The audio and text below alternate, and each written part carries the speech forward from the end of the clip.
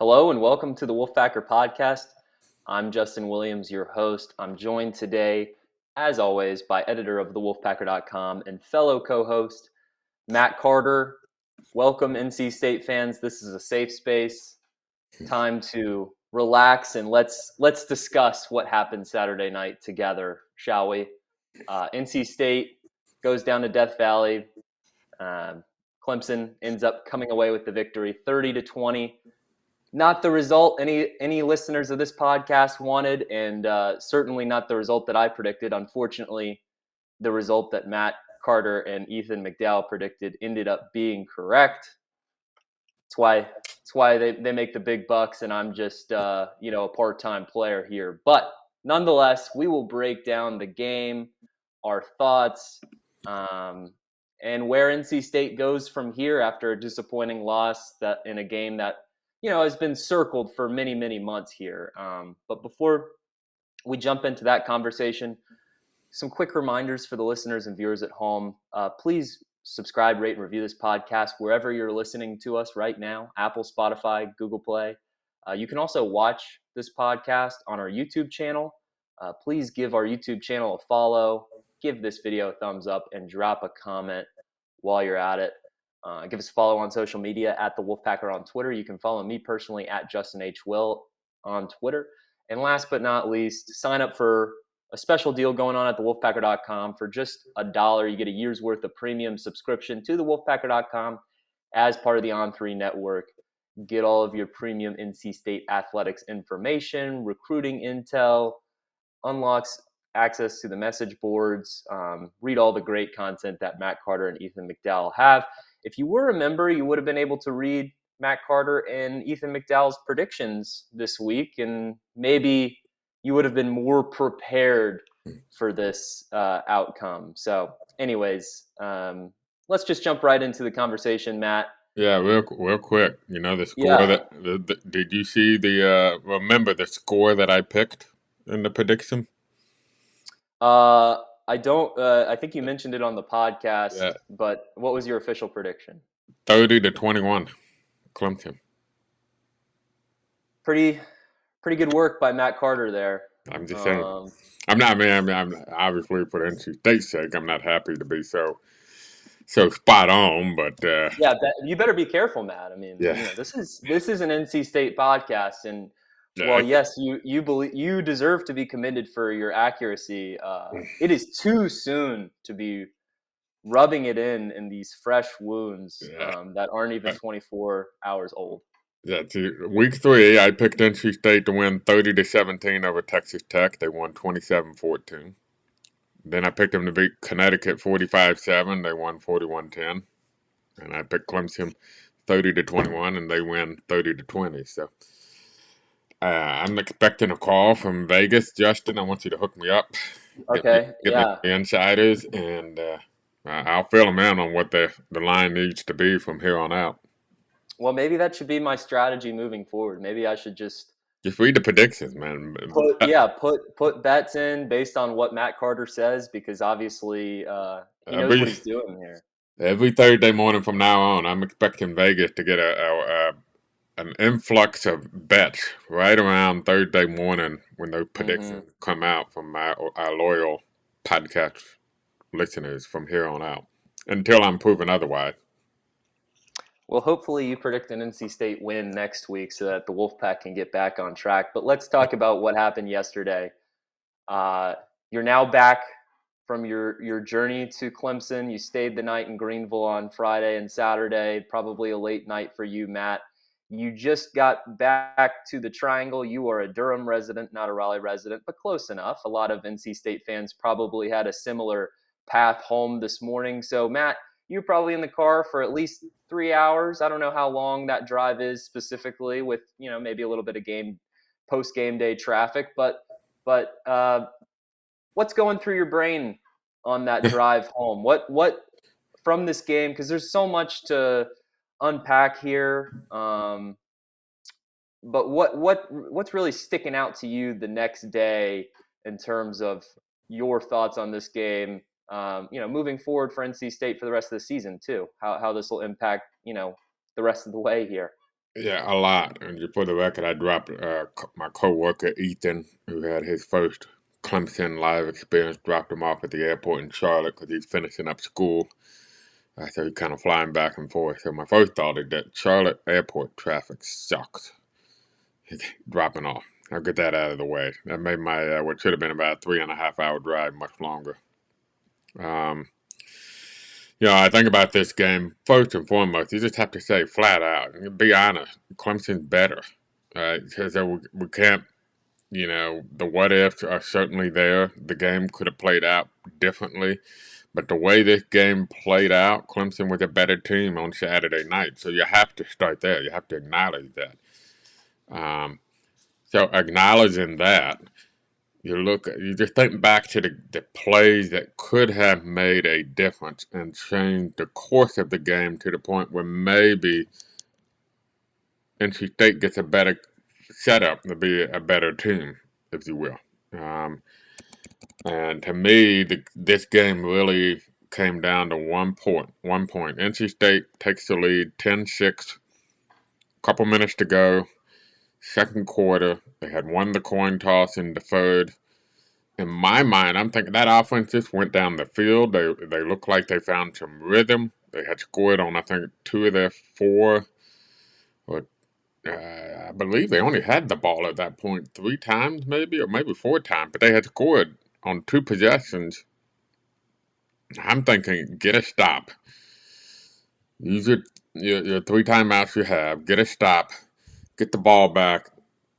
Get one more scoring pitch opportunity to end the half, and then get up a couple of scores potentially with the ball to start the second half, and you're set up. I mean, this game, and then if you take advantage of the opening kick in the second half, man, you got Clemson on the ropes.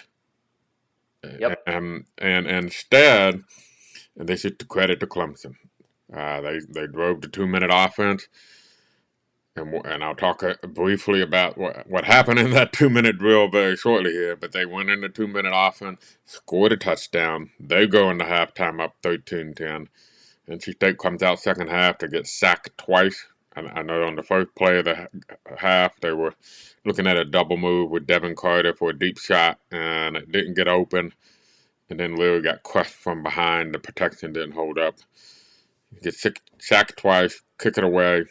Clemson goes down the field and scores another touchdown, probably what was the easiest drive of the game for Clemson. And now they're up 20-10 and up a couple scores. And that was a window for NC State to put Clemson on their heels. Instead, Clemson put NC State on their heels. And then you think about the plays that could have changed that. And obviously you think, Devin Boykin had an interception in his hands. Aiden White deflects the pass, taps it. I mean, that was textbook. It was a difficult play because Boykin trying to kind of control it while falling over everybody, and as he hits the ground, the ball bounces out. You got to make that play in this game. Particularly when your offense is going to struggle, defense has to make a play. And then obviously the Will Shipley. My vantage point from looking at it, I had a TV at the Clemson press box right next to me. I thought he fumbled. I thought there was one angle that showed he clearly, while he had the ball in his hand, he did not have control of the football a split second before his knee went down. But I understand why they didn't overturn that. There were other angles that did look like he had control of the football. So how can you? Well, initially a touchdown on the field. Yeah, the ref. Yeah, that wasn't even close, to be honest. I mean, he was clearly down a yard short of the end zone. So the ref clearly did not see it well. He didn't even see that he was a yard short of the end zone. How is he going to see that a hair split second before the knee touches down, he was losing control of the football? So it's going to be very hard to overturn. But if either one of those plays turns out differently, Clemson's not leading at halftime. And the game's probably much different in the second half. And so that kind of, and then there were other plays. I thought Aiden White in the second half had 2 great opportunities to make a big play on defense. One, he just didn't quite bring in the interception, and if he does, he's just got to win a foot race with that receiver and Aiden fast for a pick 6. And then another play where it looked like Aiden was locked in and focused on the hit on a third down pass. And if he was looked up and made a play on the ball, he could have jumped the route. And then that would have been a pick. So that was the tight end on the receiving end of that. That would have been a pick six. He would have won. They isolated. There was a long pass from one hash to the opposite sideline. That should not have been thrown. And he got away with it because White wasn't looking to make the play on the ball. And I get it. I mean, it was third and something, and you're trying to make a stop there. You're more focused on making the tackle and limiting it to a very short game. But they end up making a field goal on the next play to make it 23-13. You make that play on that ball, it might be a tied game right there. So that's kind of what stood out to me. Yeah, I think. I think you hit on a lot of great points. My main takeaway from this game is just missed opportunities. This was not like 2017. I think this year will end up getting many comparisons to 2017. We thought that last season as well, that when you look back on this NC State roster, there's going to be several future Pac pros on this team where you're thinking, well, I mean, they should win an ACC championship with that roster. And we'll get into a little bit of conversation about just kind of the infrastructure of the league and how, this is just a really unfortunate series of events. The last year of divisions, of course, this has to be the last year of divisions when NC State has this good of a roster that's very comparable to Clemson. And of course, you have to play Clemson in Death Valley, a game that's ultimately going to most likely decide the fate of both of those teams and their ability to get to Charlotte to represent the Atlantic Division.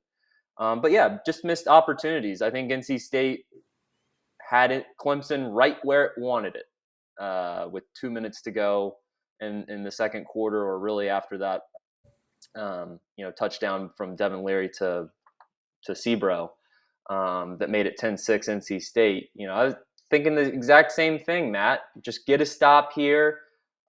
It'd be even okay to give up a field goal, but as long as you can go into halftime with the lead and you know that you're going to come back and get the ball back. I mean, NC State won the toss. You heard Devin Leary without hesitation call for, deferring to the second half. That's NC State's strategy. When given the opportunity, they're going to defer to the second half because that's where a lot of these close toss-up type games are decided, at the end of the second quarter and the beginning of the third quarter. NC State knows it. Clemson knows it. All the good teams in the country know it. And NC State was in perfect position to take advantage of that very, very valuable time. And unfortunately, the opposite happened. Clemson was able to execute its 2-minute offense, was able to get in the end zone to end the half, took the lead, took momentum back where NC State really had momentum after that touchdown that put them up 10-6. And then you're thinking, okay, well, NC State's in a pretty not the ideal place to be, but in a good spot where if you come out of halftime and you go down the field and you have a nice long drive and you get in the end zone, you retake the lead or at least tie the game, then we're probably, talking about a game that comes down to the wire. And unfortunately, NC State comes out of the locker room, has nothing. In that first offensive drive, quick 3 and out, I believe. I don't have it right in front of me. Yeah, 3 and out. I mean, it felt like one. And then, Clemson gets the ball and drives down the field and has a touchdown in just a minute and 52-second drive. And then, of course, it's then a 2-possession game. And NC State is all of a sudden in desperation mode. And what that did is it took away NC State's ability to really keep Clemson's defense true whenever NC State's offense was out there. Time became of the essence. They went away from the run. The run game wasn't really having success to begin with, but then, the passes just became predictable. And, it just seemed like every time NC State wanted to get some momentum on offense, Clemson had an answer. And you have to tip your cap to Clemson because that is a damn good defense. But very, we've been talking about this for 4 weeks now, and we've been waiting for NC State's offense to show up in a game against a competent defense. They've had 2 opportunities to do that against Texas Tech. That game was really won, by just game management. Just kind of ran the ball throughout the second half. Didn't have to. I mean, really, there hasn't been a point yet where Leary has had to go in and win the game. They made that point on the broadcast this year. Even the ECU game, NC State looked sharp in the first half.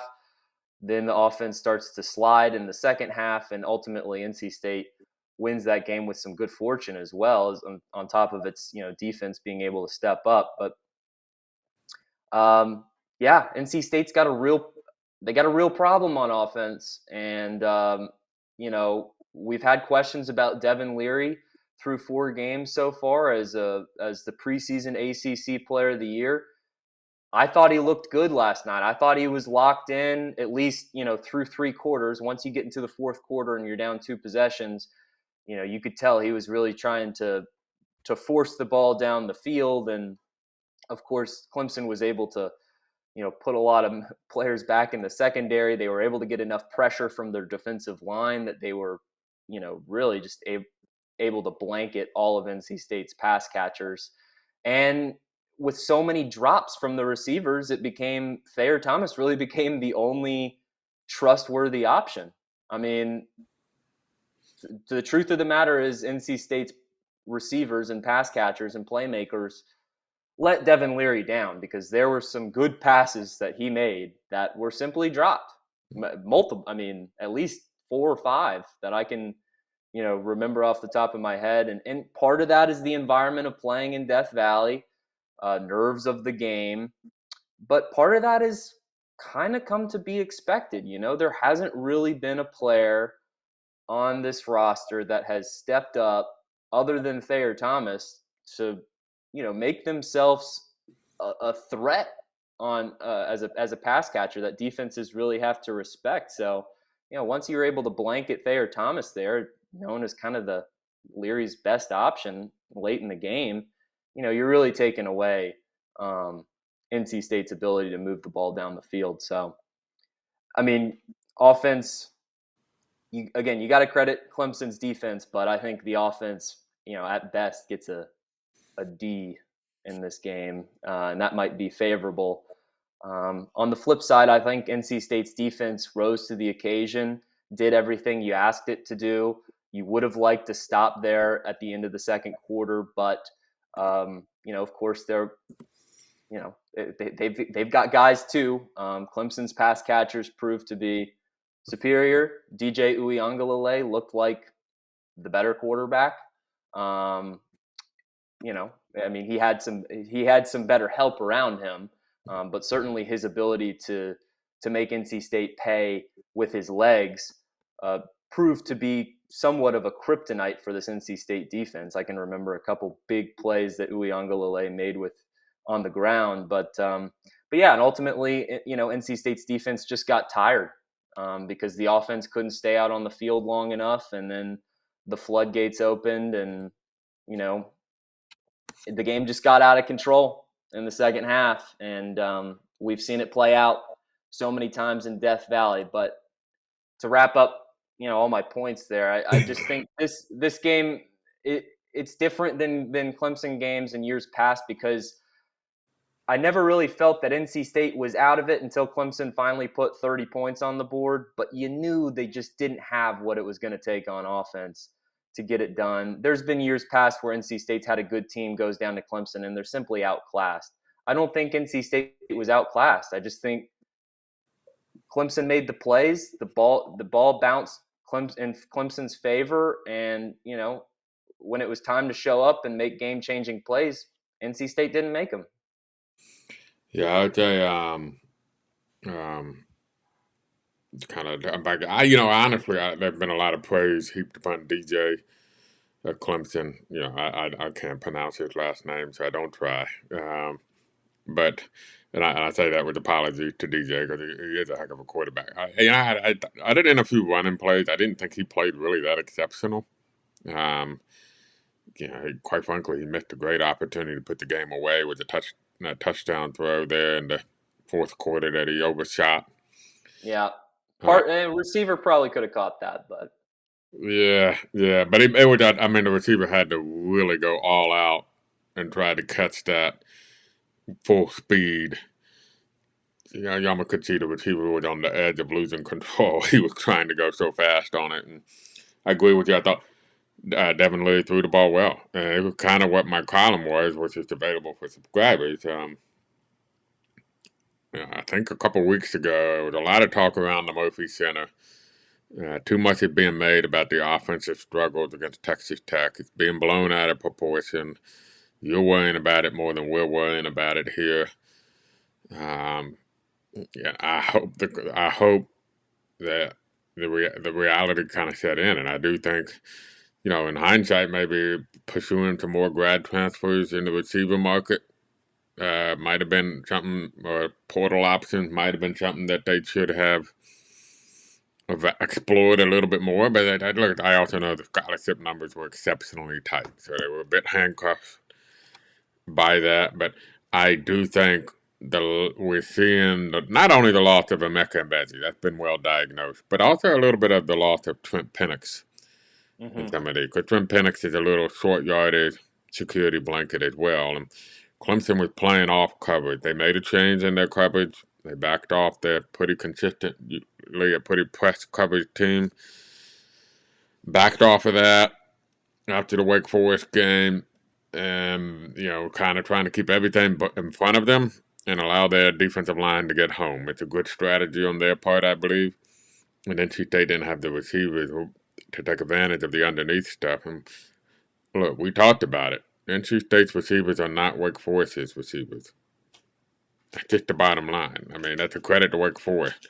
I think Wake Forest has probably one of the top 3 receiving corps in the country. If you go back and look at that Clemson Wake Forest game, though, Clemson DBs, hey, they did pass interference a lot, but there were other plays where they were there and they just got beat by Wake Forest receivers.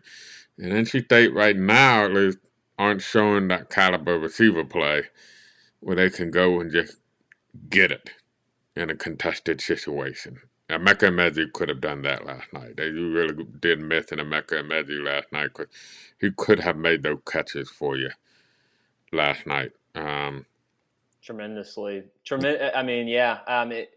I don't think I made a big enough deal of it personally over the offseason. Just because, I mean, Amezi's 50-50 ball ability. Nothing about his physicality or his athleticism jumps off the page to you, but just his ability to go up and get it, like you said. And he was Leary's security blanket. I think the absence of Trent Penix was huge because it seemed like all NC State had was those underneath plays in the past game. They took a few shots, but maybe, they maybe should have taken a few more earlier before Clemson really, backed off. And credit to that D line for being able to put pressure on Leary consistently without, having to blitz backers or DBs to put pressure on Leary. I mean, Leary was really under fire there in the second half and consistently throughout the night. And I also think a guy like Anthony Smith, just wasn't available. Yeah, he wasn't available last night either. I know. And the fact that he wasn't available was, to me, a big loss because, yes, he's not a guy that has been a consistent, he hasn't put up huge numbers in the past, but we know his ability, his big play ability is there. He could beat some of that coverage. Anthony Smith is incredibly difficult to cover deep. And right now, the issue is just getting him and Leary on the same page. The deep balls are low percentage passes. I mean, if they were high percentage passes, they'd be tried all the fucking time. But they're very low percentage passes. But, that would have been a nice option to have because the best DBs have a hard time keeping up with Anthony Smith if he gets a one-on-one deep route.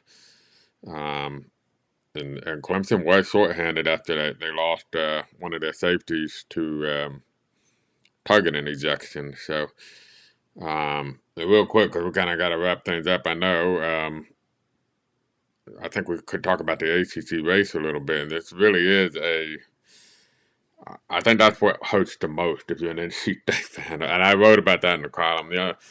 The lack of a passing game is not a fatal flaw for NC State. You couldn't find some ways to win and get around that.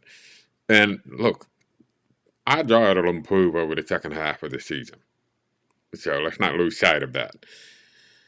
But it's hard to find a path now in the ACC, and it's just a combination of A, Clemson beating Wake Forest last week. B, I almost wish that Wake Forest had won that game now. I mean, it's funny how we all cheering for Clemson, so the game day factor and the big game hoopla for this game, but in hindsight, it really would have been better if Wake Forest had won that game. I think it all hurt. I think it all hurt NC State. Yeah. I think, and Dabo said it after the game. He's like, it was best case scenario for us because we won the game, but it felt like we lost because our defense played so poorly. Yeah, and then Clemson beats NC State, and those are the three best teams in the ACC. So now you got to find a way. Clemson got to lose twice. That's the most plausible scenario. And then, look at Clemson's football schedule coming up, and you see, look, they just conquered their two biggest challenges. Yeah. They got Boston College on the road this Saturday. Automatic. And then they go to Florida State. We'll see. Not a given on the road. Well, you're going to need a beat. See, NC State's going to need to beat Florida State next week. So then you're talking about a Florida State team that's coming off 2 losses back to back, and it's like, okay, now it's time to get up for Clemson. Yeah, and here's the thing too. I mean, let's operate first under the 2-loss theory in the ACC. So where could Clemson lose twice? Because that's the best bet for NC State. Yeah, you just mentioned it. Probably not going to lose at Boston College. At Florida State, maybe their hardest game left. They do got to play Syracuse. Well, they do have to play Syracuse, who's now ranked and will be ranked when NC State goes up there in 2 weeks. Is that in the Carrier? That's in Clemson. Playing it in Death Valley? Yeah, okay. If I'm correct now, that's 37 games in a row that Clemson has won in Death Valley. And circle the damn buses. Yep. all that hoopla.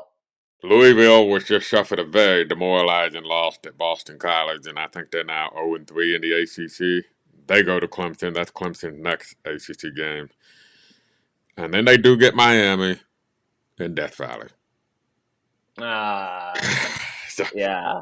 So at first you got it. Okay, so let's say there's not 2 losses probably there, right? Could they slip up? Sure. So maybe there's a way if NC State wins out, Clemson slips up and they can be in a 3-way tie with some team. But the only way that's possible is Syracuse because everybody else in the ACC has a loss. And if NC State wins out, they're handing a Florida State or Wake Forest a second ACC loss, right? Yeah. So they won't be involved in a tie with a one-loss Clemson team. Only Syracuse does that, and if that would have happened, you have a very Ethan and I were going through it this morning. It's mind-numbing, and it's not worth discussing the potential tiebreakers. Needless to say, it goes deep into the tie-breaking scenarios under that sequence. And if we're right, it may require NC State fans hoping UNC does really good in the Coastal. And I don't know if NC State fans want that. So, and then that brings me to the last point of this. And you mentioned it earlier. Really, the NC State stuff may be. But I think there's a path for NC State to win out this year. I do. Yeah, I predicted a 10-2 season with losses to Clemson and Wake Forest. I still think that might be the most likely outcome. But they could easily win out. And the idiocy of division play that should have been eliminated 3 years ago after the pandemic year, when you have quite possibly the worst division in the history of Power 5 football that's going to get to send a representative to a conference title game when there are literally 5 teams on the other division probably better than anybody. Big Ten West still pretty bad, but yeah, point taken.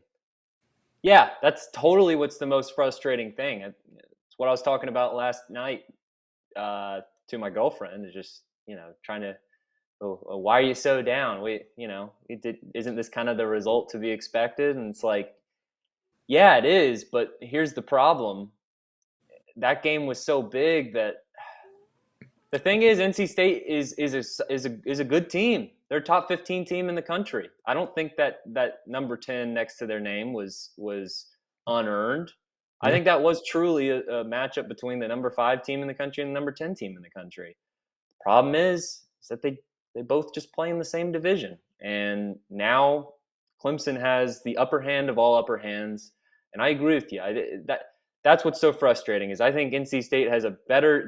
The odds are much more in favor of NC State winning out in the ACC than the odds are of Clemson losing twice, or even once, in my opinion.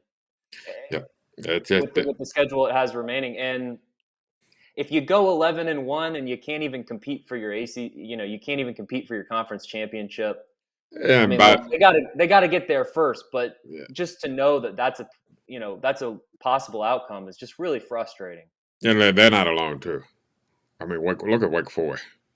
Wake Forest probably felt this out. We lost to Clemson in double overtime, and then they go and beat NC State the next week. And now they're in the same boat as NC State.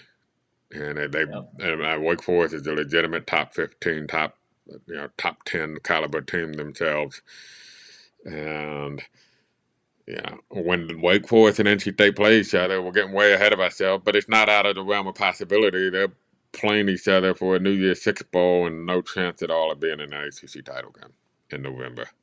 So, well, I was gonna ask you, Matt. I mean, let's try to look glass half full here. I know it's hard to do right now, and we'll wrap up this podcast here in a second. But I'm good for now. Best case scenario for NC State: NC State wins out, goes 11-1. You can't control what Clemson does. If we're being real with ourselves, Clemson's probably not going to lose twice again. I mean, I think best case scenario, Clemson probably finishes 11-1, which then isn't really that not good for the conference. But anyways, at this point, you almost kind of want Clemson to take up a spot in the college football playoff so that there is, that New Year's Six slot still available. But if NC State wins out, goes 11-1, Clemson goes on to the ACC championship, wins that, goes to the college football playoff. Would the winner of the Coastal take that spot automatically in the Orange Bowl? oh no. That goes. NC State, that's going to go to the highest ranked remaining team. Exactly. And Okay. if NC State wins out, they obviously will be, because right now they're competing with Wake Forest, Syracuse, with a nice bump into the top 25 of the polls. But if NC State wins out, obviously they'll keep Wake Forest and Syracuse behind them in the poll, and there won't be an opportunity to be jumped. And realistically, if you win out, they were 14th in both the coaches in AP. If you win out, you'll probably get them the top 7-ish by the end of the year. I got to be honest, that makes me feel a lot better. I was under the impression that, the Coastal winner is just like the automatic shoo-in in the Orange Bowl. So at least NC State still has plenty to play for. You obviously wanted an opportunity to go to Charlotte. Crazy things can happen. So let's not say. And I do think we'll get our game balls here in a second, but let's not also get ahead of ourselves. Nothing will be easy about Florida State at home. No, especially after that game. Got to get right back up. Nothing will be easy about undefeated ranked Syracuse probably getting a primetime game at home after a bye week to prepare for NC State. Nothing will be easy about Wake Forest and that high-scoring offense. No. NC State going to have to score points in that game.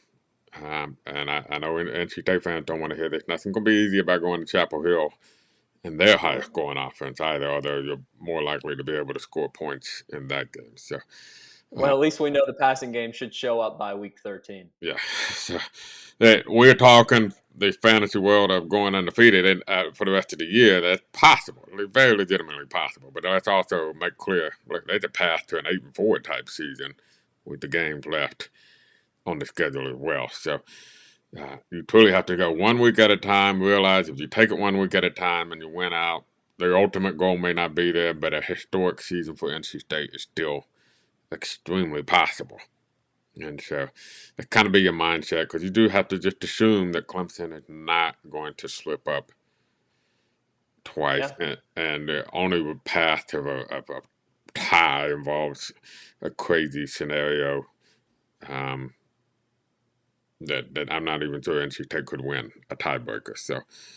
Um, so we'll see how it goes. Who gets you the game ball, Justin? Uh, I'm getting I'll mine go. to. I'll go. No. I want it first dibs here. I'm gonna go Thayer. Okay. We were calling for Thayer. We were saying, 16 targets. yep, that delivered, right? We wanted a Thayer game, and a Thayer game we got. Be careful what you ask for, because as good as Thayer Thomas was, fact of the matter is, 16 targets, he still ended up with 84 yards. Didn't find the end zone once. Longest completion was a 24-yard reception. We probably should have been maybe hoping we need a big Devin Carter game. Because you know what Thayer's going to bring to the table. You don't necessarily know what Devin Carter. You don't know what any of these other receivers are going to bring to the table, other than Thayer Thomas. Yes, he's got the experience. He's been in the program for so long, but I'll give my game ball to him, because particularly there in the second half, NC State had to lean on him. He was getting blanketed. He was getting put in situations where he was about to get blown up as soon as he caught the ball, and he did his job. So that's my game ball. I get mine to Christopher Dunn. Yeah, Shout out. Yeah. Took a hard hit last week. Obviously didn't feel good. Made both of his field goals against a team that, remember, made 3 field goals against last year. And I actually thought one play that kept NC State in this game, third quarter, the down 20-10, really need points. Drive is moving, and all of a sudden stalls, and then they have to kind of gamble and take a 49-yard field goal attempt, and he nailed it. And I thought that if NC State had come back and won this game, we would have talked about Christopher Dunn making a 49-yard field goal when they were down 20-10 to kind of keep the game back, keep the game within reach there going into the fourth quarter. So he gets my game ball. That would clutch right there in that situation. A week after he had to leave the game on fake field goal try and big hit he took from the Connecticut. And shout out, by the way, to the Connecticut Huskies for beating Fresno State yesterday. Would have been nice if Texas Tech had held on against Kansas State for a third win. They probably would have been ranked in the top 25, but oh well. Well, they could still get there. I mean, somebody has to be ranked out of the Big 12. So, Kansas. Kansas getting college game day. Yeah, shout out to Kansas. Yeah. Well, that's going to do it for this podcast. I'm sure we'll have more upon further review. Next week's podcast preview in Florida State. Of course, we've got a lot to cover about that game too, because like Matt said, that is no easy out, especially when you got to pick up the pieces after a very emotionally crushing loss like Clemson, like this game was. So NC State fans, I'm right there with you. It sucks. It hurts. But there's still a lot to play for, and it now becomes just focusing on this team. This team has to focus on itself, take care of business on itself, and it could still have a very special season if it finds a way to put this game behind it and get back to business, because I see a path where NC State could be favored in every game the rest of the way. But that's going to do it for this podcast. Quick reminders before you tune out: subscribe, rate, and review wherever you listen to podcasts, Apple, Spotify, Google Play. We're also on YouTube, so please watch us on YouTube if you'd like. Give our YouTube channel subscribe to our YouTube channel. Give this video a thumbs up, and drop a comment while you're at it. We're on social media at the Wolfpacker on Twitter. You can follow me personally at Justin H. Will on Twitter, and give us a like on Facebook, NC State Wolfpack on the Wolfpacker.com. Last but not least, sign up for that special year deal that's going on at the Wolfpacker.com for just $1. You get a year's worth of premium subscription to the Wolfpacker.com as part of the On3 network. Get all of your premium NC State athletics information, recruiting intel, unlock access to the message boards, read all the great work that Matt Carter and Ethan McDowell put up there day in, day out. So support them, support the pod, do all that good stuff for us.